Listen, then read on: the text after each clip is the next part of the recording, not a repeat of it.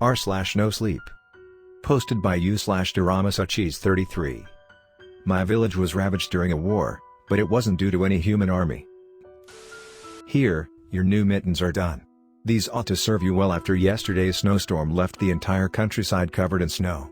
You'll have to bundle up well if you want to go play outside.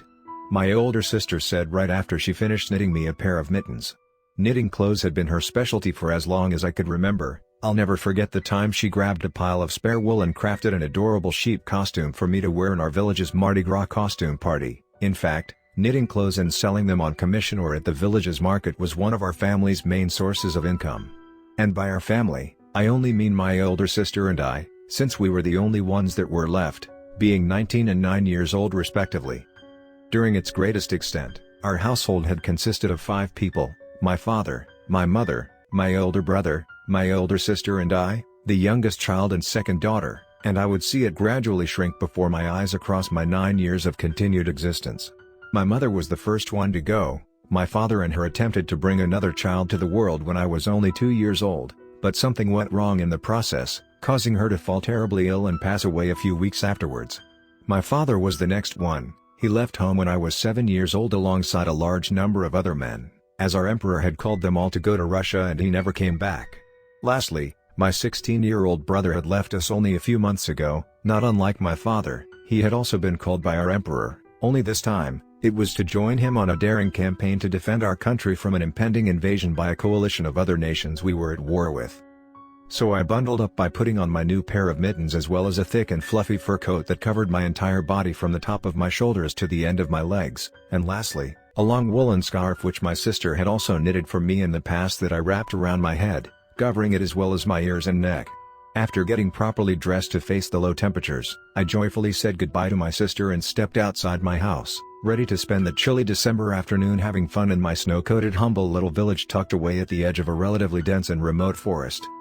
I loved playing and roaming around my village and its surroundings, especially now that the first snowfalls had arrived and had blanketed everything in a dense layer of white snow that made the environment twice as beautiful. My favorite place to spend my leisure time in was the forest right beside the village. It had such a magical feeling to it, a bustling sea of towering trees teeming with life, wonder, beauty and endless possibilities for fun and adventure practically begging to be explored from top to bottom by children such as myself. I happily roamed the woods playing with the snow, trying to count how many wild animals such as hares or birds I could spot and skipping around while pretending to be a fairy.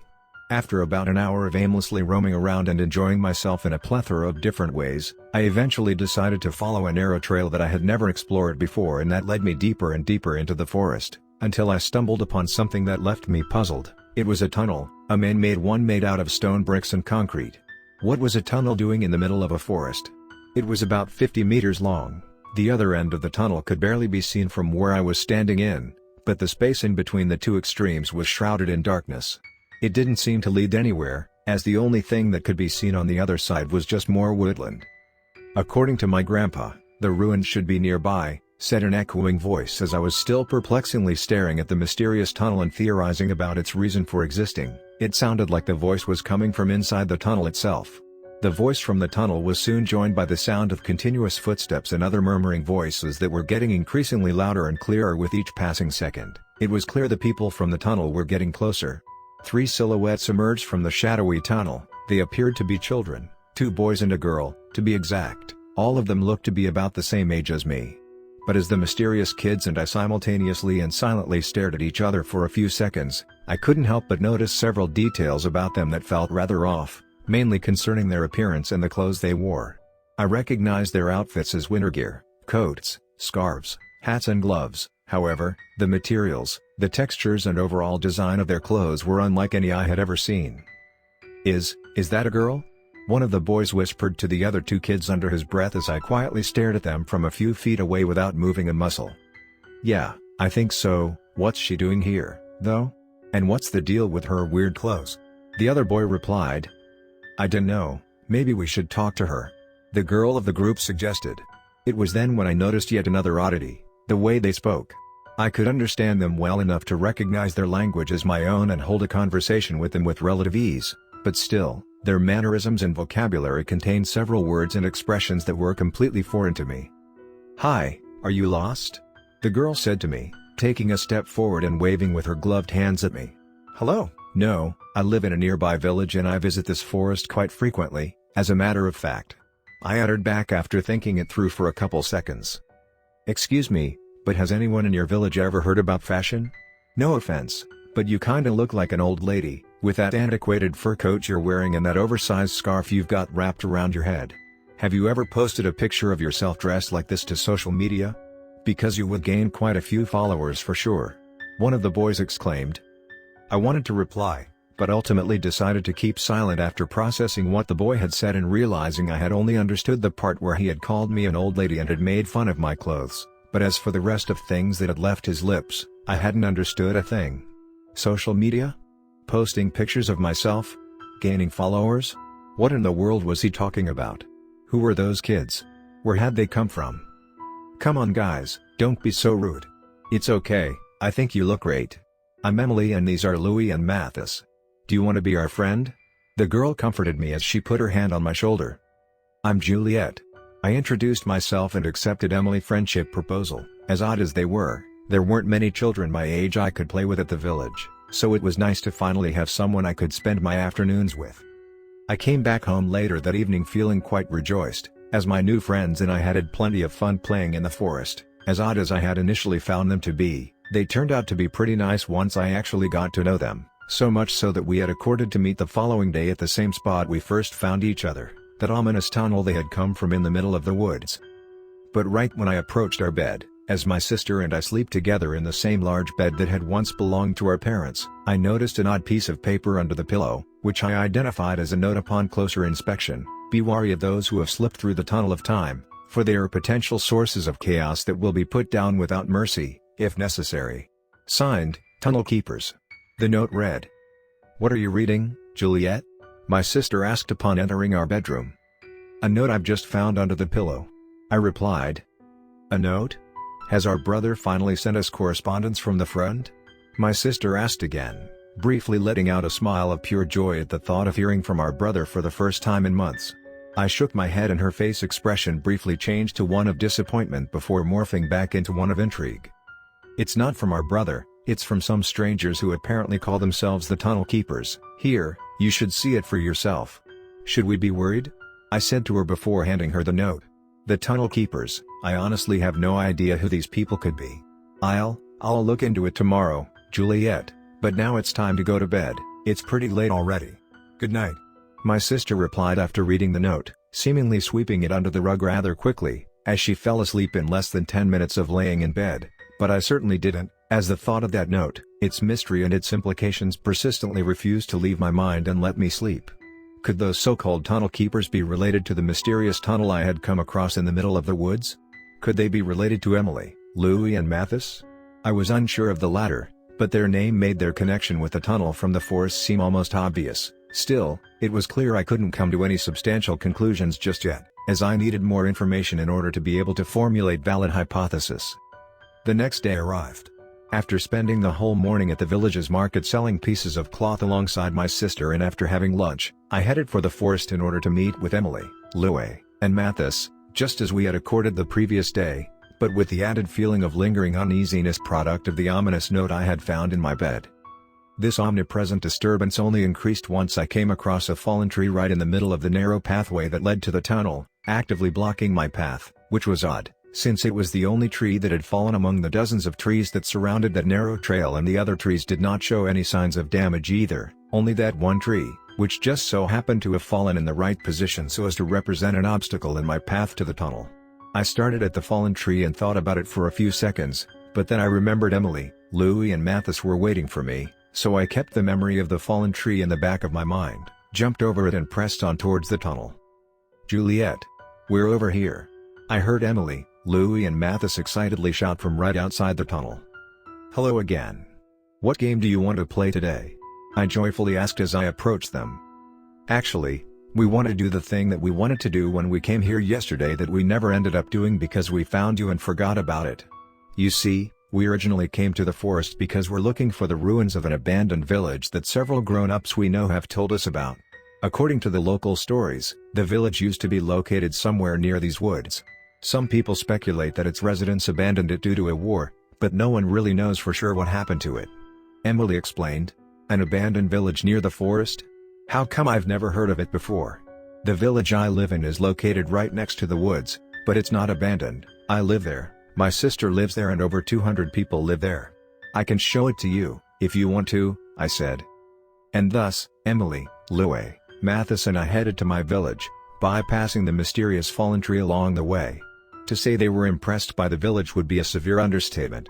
They followed me across the village, all the while carrying face expressions of complete wonder as they fixedly stared at everything around them. And they weren't the only ones, as practically every villager we'd pass by would also stare at my friends with the same fascination. Noticing this, I decided to discreetly lead them to my house and lend them clothes that had once belonged to my older sister and older brother back when they had been my age, in order for them to not draw as much attention to themselves. Oh, by the way, I also want to show you this. I found it under my pillow yesterday. I told them as I showed them that weird note from the previous day written by those so-called tunnel keepers. These tunnel keepers, I bet they're related to the tunnel from the forest, Louie said. Well, duh.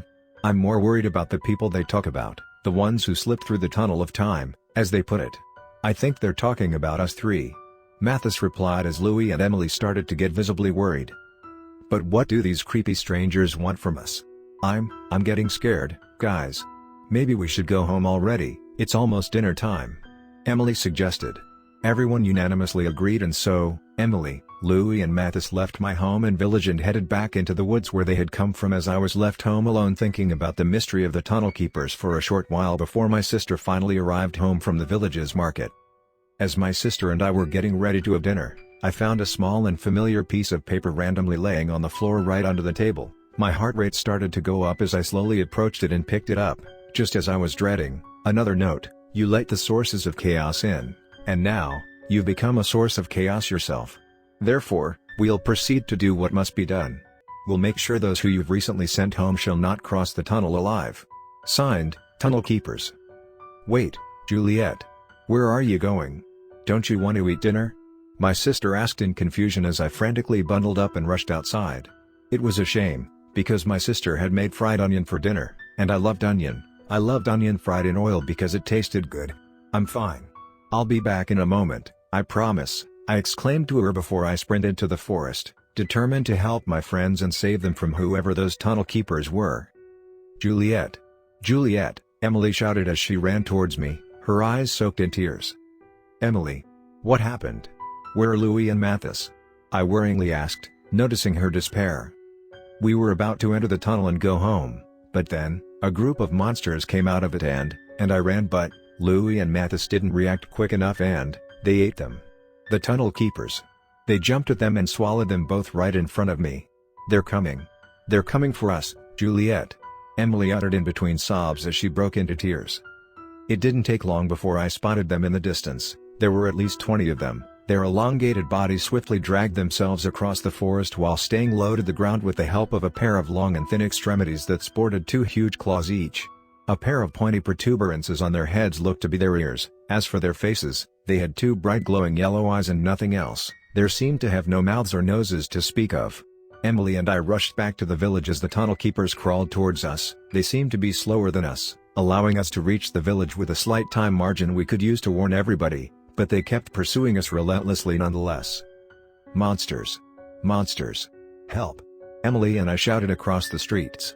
The commotion caught the attention of the village's small garrison of Imperial troops, which came to us to find out the cause behind our sudden warnings. They're coming to the village. We're in danger, we need to hide. I nervously told the soldiers. Easy there, kid. Who's coming? An enemy army? Is it the Russians or the Prussians? Or the Austrians, perhaps? I need more information, young lady. The garrison's captain replied. They're not humans. They're monsters. Big, scary and dangerous monsters. I'm telling the truth, I swear. I clarified, feeling so tense I could almost feel my blood boiling inside my veins. The captain responded with a silent and smug smirk, clearly not taking my words seriously, but he admitted he had nothing to lose for playing along, so I convinced him to pull out a spyglass and check the forest out from a distance. His face expression of mockery instantly turned into one of utter shock and horror once he spotted the horde of timekeepers emerging from the woods. My God. I can hardly believe it, but I'm afraid the kid is somehow right. We need to tell all villagers to dig in and prepare themselves for an attack. I have no idea what in the world those disgusting creatures could possibly be, but we must have courage and defend our people.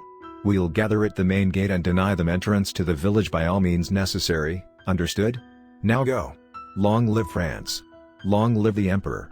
The captain exclaimed as he rallied his small force of 50 soldiers, mostly made up of young conscripts much like my older brother that were almost certainly just as terrified as Emily and I were, and rushed to the village's main gate to intercept the tunnel keepers.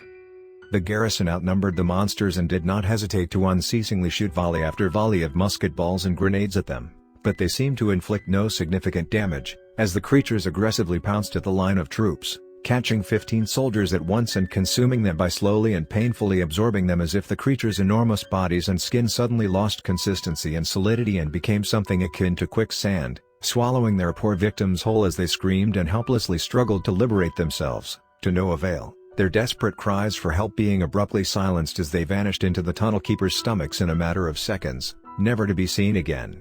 Upon witnessing their comrades' demise, the garrison's captain immediately ordered a retreat as his line disintegrated into a chaotic mob of horrified and traumatized young men fleeing for their lives. The tunnel keepers swept through each street one by one, effortlessly crushing the few brave souls who had dared to make a stand behind the numerous improvised and extremely rudimentary barricades scattered throughout the village. Most villagers, including Emily, my sister and I, gathered at the village's square and hid inside the church. The square was, by far, the most well-defended area of the village, with a line of trenches reinforced by wooden fences and parapets made out of piled-up sandbags. Among the defenders were most of the village's adult male population alongside what remained of the imperial garrison, including its captain. Despite literally throwing away their lives for our village, the defenders only managed to hold the line for less than 2 minutes before the trenches were overrun and most defenders were consumed by the tunnel keepers as the women, children and the battered remnants of the force that attempted to defend the trenches could do nothing but cower inside the church, which the tunnel keepers besieged as they climbed up its walls like spiders and shattered its windows. As a last resort to preserve the village's most valuable lives, it was agreed to evacuate all the children through the church's back door as every man and woman that could hold a gun would make a final stand in a suicide mission to distract the tunnel keepers and buy enough time for the children to escape safely. "Don't cry, my little sister, I'll always be watching over you, as long as you never forget about me, all right, my dear?" My sister comforted me as we gave each other one last hug with our faces soaked in tears.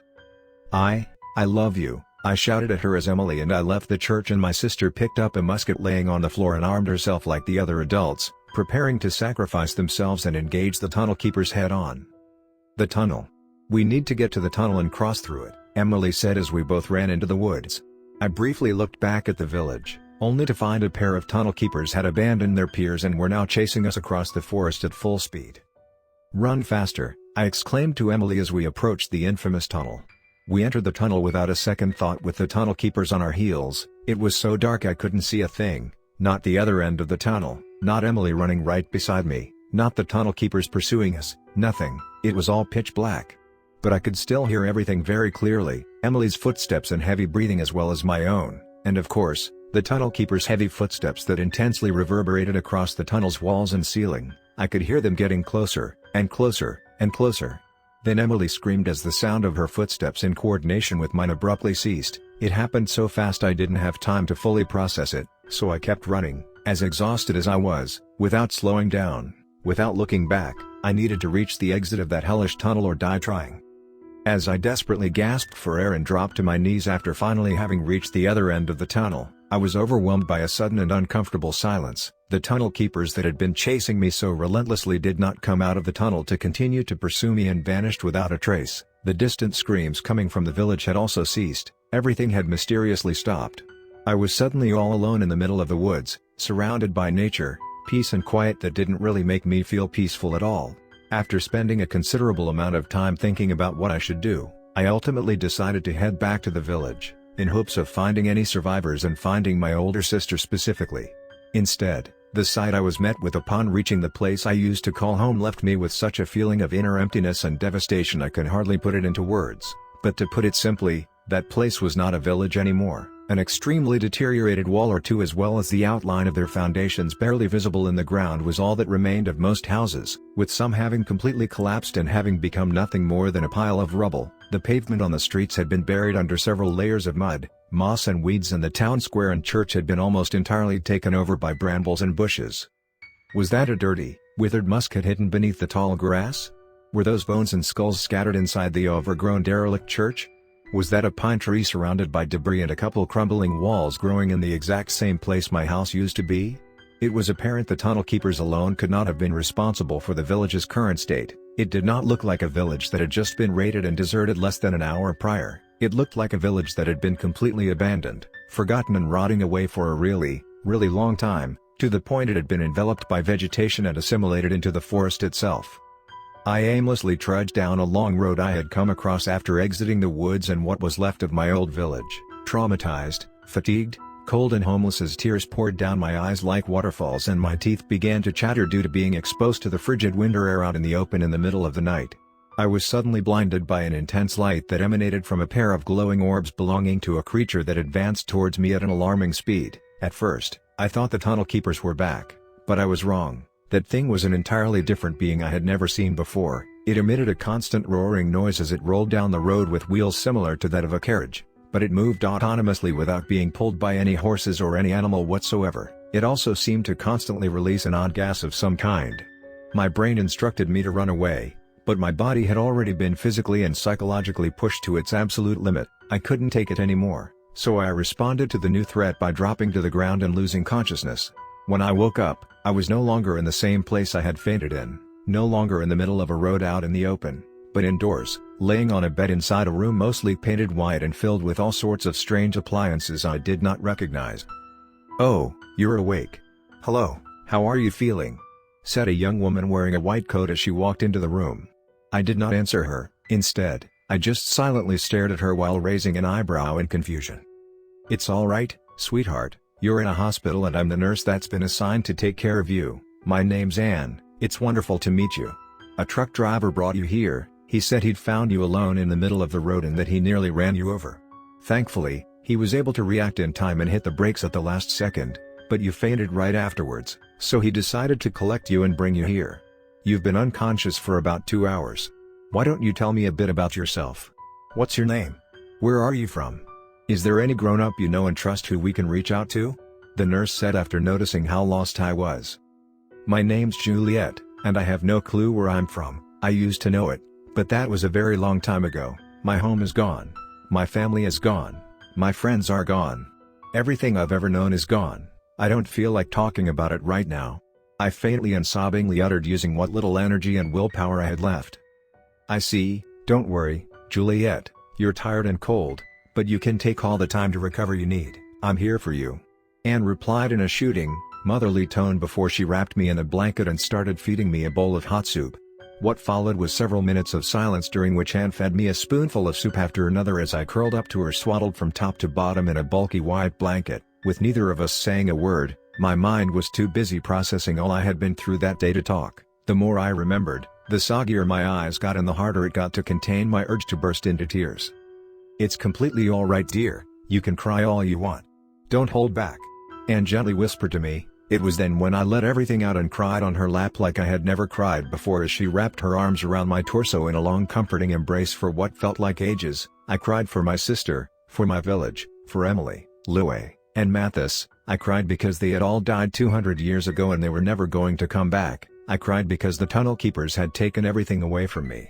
A lot has happened since I first crossed the tunnel that fateful evening of 1813 and emerged in 2013. I've since grown into a teenager that's more or less gotten accustomed to the modern world. I've gotten a new home, a new family, new friends, the chance to go to school, to learn foreign languages and to dream of someday going to college and becoming a historian, all thanks to Anne, who I now have the joy to call my adoptive mother. But still, the feeling of dread has never fully disappeared. I'm aware the tunnel keepers have not gone away. I can still feel them. I can feel the nightmares and hear the villagers' screams every time I go to sleep. I know they still see me as a source of chaos that has slipped through the tunnel of time, because deep down, I know that's what I am, and I know they'll come for me. Restoring order is their duty. It's just a matter of time before I find their next note under the pillow. After all, they have all the time in the world.